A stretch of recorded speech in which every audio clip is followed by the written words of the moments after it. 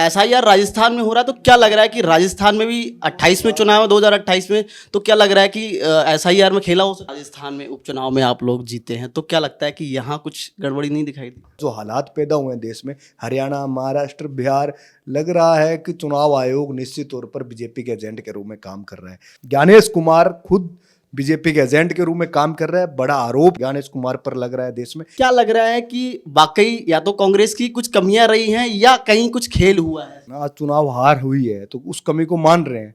हारना और जीतना राजनीति के अंदर एक पहलू है। जो चुनाव लड़ता है वो हारता भी है, जीतता भी है। कांग्रेस के कार्यकर्ताओं की मेहनत सी, कांग्रेस का नेतृत्व वहां मजबूत था और चुनाव जीत कर आए। यूथ कांग्रेस का एक अभियान चल रहा है, वोट छोड़ गद्दी छोड़। जिस तरीके से बिहार में जो चुनाव परिणाम आए उसको लेकर के, और लगातार राहुल गांधी जिस तरीके से आरोप लगा रहे थे, उसी प्रकार अब राजस्थान की यूथ कांग्रेस भी आरोप लगा रही है और गांव-गांव, शहर-शहर जाकर के, ढाणी-ढाणी जाकर के जनता को बता रही है कि बीजेपी और चुनाव आयोग मिलकर के कहीं ना कहीं खेल कर रहे हैं। हमारे साथ सांगरिया विधायक यूथ कांग्रेस से अभिमन्यु पुनिया जी हैं। अभिमन्यु जी, आज आपने प्रेस कॉन्फ्रेंस करके बताया कि अभियान चलाएंगे, तो क्या लग रहा है कि वाकई बीजेपी और चुनाव आयोग मिलकर खेल कर रहे हैं? देखो, बड़ा सवाल खड़ा करता है। आप 85 लाख वोट आप 1-1.5 महीने के पहले खारिज करते हो। चुनाव आयोग चुनाव करवाता है, उसका 85 लाख खारिज करने का जवाब चुनाव आयोग देता नहीं है पॉलिटिकल पार्टी को। उसके बाद ऐसा क्या रेशो है राजनीति के अंदर कि कभी पढ़ाई और कभी दूसरे क्षेत्रों में भी नहीं रहा कि 97% रेशो। सरकारें पहले भी रही है, पहले भी अनेकों पार्टी की सरकार रही है, लेकिन पहली बार ऐसा हो रहा है कि लोकतंत्र की हत्या की जा रही है, संविधान की हत्या की जा रही है, आम नागरिक के अधिकार को लूटा जा रहा है। ऐसी क्या बिहार के अंदर 20 सालों के राज के अंदर काम हुआ कि आप 97% रेशो लेकर आए?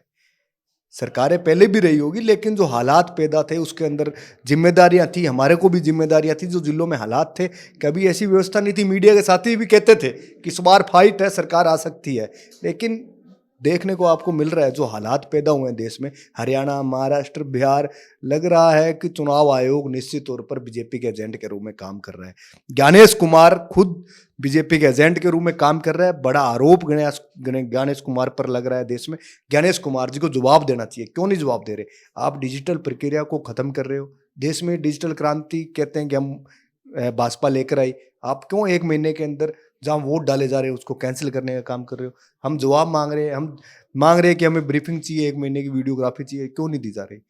ऊपर से जवाब कहते हैं कि आपका कोर्ट के अंदर जाओ। कोर्ट के अंदर जाना कोई न्याय नहीं है। आप न्याय मांगने के लिए आदमी को सड़क पर भी आना पड़ता है और जवाब मांगना पड़ रहा है। जवाब देने की जिम्मेदारियां नेता प्रतिपक्ष का जवाब चुनाव आयोग नहीं दे रहा है, तो हालात देख सकते हो क्या पैदा जी, हो। लगातार जिस तरीके से देखने को मिल रहा था कि बिहार में एक बड़ी फाइट सी मानी जा रही थी बीजेपी महागठबंधन के बीच में, एनडीए के बीच में, लेकिन अब जो फाइट दिखी तो एक तरफा, यानी कि 243 में से एनडीए को जो है 205 सीटें मिल गई।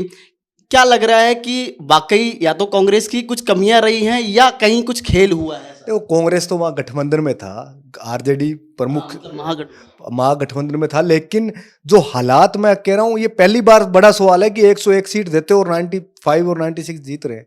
राजस्थान के अंदर भी ऐसा कभी नहीं हुआ, लेकिन ये हालात जो हुए, 163 बीजेपी को आई, लेकिन ऐसी हालात कभी 97 रेशो राजनीति के अंदर। इंदिरा गांधी जी का भी समय था, कांग्रेस को भी सीटें आई थी, लेकिन कभी ऐसी हालात नहीं थी। लेकिन जो हालात आज पैदा हुए हैं देश के अंदर, आम नागरिक को सोचने पे मजबूर है। क्या आप महिलाओं को 10,000 रुपये डालकर इतना बड़ा रेशो अपना सकते हो? ये भी एक बड़ा सवाल खड़ा करता है। उसका तो बेनिफिट नहीं लेंगे 10,000 खाते के अंदर 10,000 रुपये डालकर भी इतना बड़ा रेशो नहीं आ सकता, क्योंकि इस तरीके से चुनाव आयोग, भाजपा को छूट है लूटने की, लेकिन चुनाव आयोग जवाब नहीं दे पाना। एक देश के अंदर एक अराजकता का माहौल, देश में एक क्रांति, एक अपने आम अधिकार के वोट की क्रांति, स्वतंत्रता की क्रांति आने जा रही है। अगर ये हालात रहे तो देश निश्चित तौर पर, पूरे देश में नाजुक हालात हो जाएंगे। हर सड़क पर संघर्ष करने को लेकर जनता उतर आएगी और ये हालात पूरे देश में, लोग चुनाव आयोग के खिलाफ उतरने को आतुर है। वर्तमान में कई राज्यों में जो है, 12 राज्यों में 9 राज्य और 3 केंद्र शासित प्रदेशों में एसआईआर का काम चल रहा है। राजस्थान में भी शुरू हो चुका है एसआईआर का काम। बिहार में 65 लाख के करीब वोट कटे।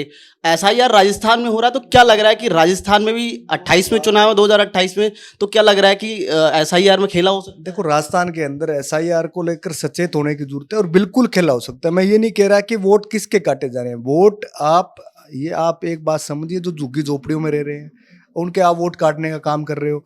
जो साथियों ने वोट 2002 के बाद जिस साथियों ने वोट मिलाया है, आप उनसे कागज मांगने का काम कर रहे हो। किसी परिवार के पास मकान भी नहीं है और उसका वोट हमारे गांव के अंदर है, तो उसका वोट काटा जा रहा है ना कहीं वो एक पूरी प्रक्रिया एक संदेह के घेरे के अंदर भी हो रही है। हमारे कांग्रेस के साथी, यूथ कांग्रेस के साथी इस पर अभियान पर सचेत रहकर इस अभियान पर नजर बनाए हुए हैं, इसको लेकर एक अभियान। आरोप ऐसा लगाती है कि बार बार आप चुनाव आयोग पर आरोप लगा देते हैं, बीजेपी पर आरोप लगा देते हैं कि कहीं ना कहीं आप लोग अपनी कमियों को जो है नजरअंदाज कर देते हैं। देखो, कमी हम हमारी मान रहे हैं ना। आज चुनाव हार हुई है तो उस कमी को मान रहे हैं। हारना और जीतना राजनीति के अंदर एक पहलू है। जो चुनाव लड़ता है वो हारता भी है, जीतता भी है। लेकिन बड़ा सवाल है क्या रेशो है। हारने जीतने की बात नहीं, हार जीत होती आई है राजनीति में। जो चुनाव लड़ते हैं साथी, उसमें हारता भी है, एक पार्टी जीतती है, एक पार्टी हारती है। लेकिन इस रेशो की बात कर रहे हैं। हरियाणा, महाराष्ट्र के अंदर जो हुआ, लोग बाग, मीडिया के साथी बात क्या करते हैं, हो क्या रहा है, लेकिन जो जनता बात करती है वो होता हुआ है। लेकिन पहली बार देश के अंदर ऐसा हो रहा है कि जनता और मीडिया के साथी जो बात कर रहे हैं उसके उल्टा रिजल्ट देश के अंदर देखने को मिल रहा है। ये हालात अगर रहे तो निश्चित तौर पर देश में एक नई क्रांति उजागर हो जाएगी। अंता राजस्थान में उपचुनाव में आप लोग जीते हैं, तो क्या लगता है कि यहाँ कुछ गड़बड़ी नहीं दिखाई दी? देखो, अंता के चुनाव में गड़बड़ी की बात नहीं, गड़बड़ी हो नहीं हो, अंता का चुनाव जीता पूर्व राजस्थान के सरकार की विफलता है कि राजस्थान सरकार 2 साल में जो अराजकता का माहौल हुआ, नौजवानों को लेकर, रोजगार को लेकर, किसान को लेकर, अतिवृष्टि को लेकर, कृषि मंत्री जी फैक्ट्रियों के अंदर छापे मार रहे हैं, किसान के लिए विशेष पैकेज उनके पास है नहीं। जो हालात पैदा है उसको लेकर अंता के चुनाव का रिजल्ट था। और निश्चित तौर पर अंता के चुनाव में कांग्रेस के कार्यकर्ताओं की मेहनत सी, कांग्रेस का नेतृत्व वहां मजबूत था और चुनाव जीत कर आए। दिल्ली में बैठक चल रही है, जिलाध्यक्ष की कांग्रेस नए जिलाध्यक्ष नियुक्त कर रही है, तो क्या लग रहा है यूथ कांग्रेस के या एनयूसाई से कोई मौका मिलेगा जिलाध्यक्ष? युवा कांग्रेस के साथियों को हमेशा हमारे शीर्ष नेताओं ने मौका दिया है। राहुल गांधी जी ने, सचिन पायलट जी ने, प्रदेश के नेताओं ने हमेशा यूथ कांग्रेस के एनएसयू के साथियों को मौका दिया है। एक सीट थी जयपुर ग्रामीण की, अनिल चोपड़ा जी जहां से थे, क्या लग रहा था कि वहां से गड़बड़ ऐसी? जयपुर ग्रामीण के हालात देखो आप। 1000 वोटों से चुनाव हराना, ब्यूरोक्रेसी का उसमें तंबाका था, चुनाव आयोग का तमाचा उस पर लग रहा है कि 1000 वोटों से चुनाव हारे। झूठवाड़ा के अंदर एक घर में 100 वोट, 0-0 आवास स्थान पे 200 वोट, ऐसी हालात। और झूठवाड़ा के अंदर ऐसा क्या विधानसभा थी कि 85,000 की बढ़त मिल गई। बड़ा सवाल खड़ा करता है चुनाव आयोग पर, इन सीटों पर। अगर वही 10-12 फैसले अगर होते तो आज इंडिया गठबंधन की सरकार होती। अंत उपचुनाव आप जीत चुके हैं, बड़ा गढ़ जीता है आपने, तो क्या लगता है कि राजस्थान की राजनीति में अब परिवर्तन आएगा? कांग्रेस एक मजबूत स्तंभ पे खड़ी होगी? राजस्थान में कांग्रेस आने जा रही है। राजस्थान के अंदर कांग्रेस भारी मतों से, भारी बहुमत के साथ 2028 के अंदर सरकार बनाने जा रही है। वोट चोरी पर किस तरीके से गांव-गांव जाकर के लोगों को कैसे समझाएंगे आप? देखो, इसका अभियान ग्राम चौपाल अभियान से हमारा चालू होगा और निश्चित तौर पर इसमें राष्ट्रीय प्रभार, राष्ट्रीय अध्यक्ष जी पूरा इसका जयपुर के और हर संभाग स्तर पर इसको लॉन्चिंग करके हर ग्राम स्तर पर इसको ले जाया जाए। बहुत बहुत शुक्रिया। तो अभी थे हमारे साथ सांगरिया विधायक अभिमन्यु पुनिया जी। वोट चोर गद्दी छोड़ को लेकर के इनका अभियान है और गांव-गांव ढाणी-ढाणी जाएंगे, लेकिन अंता उपचुनाव राजस्थान में कांग्रेस ने बड़ी बाजी मारी है। राजस्थान की राजनीति में क्या परिवर्तन देखने को मिलता है, ये देखने वाली बात होगी। बने रहिए मेरे सहयोगी राजेंद्र के साथ। मैं आरव सिंह, पॉलिटिकल पंचायत, जयपुर।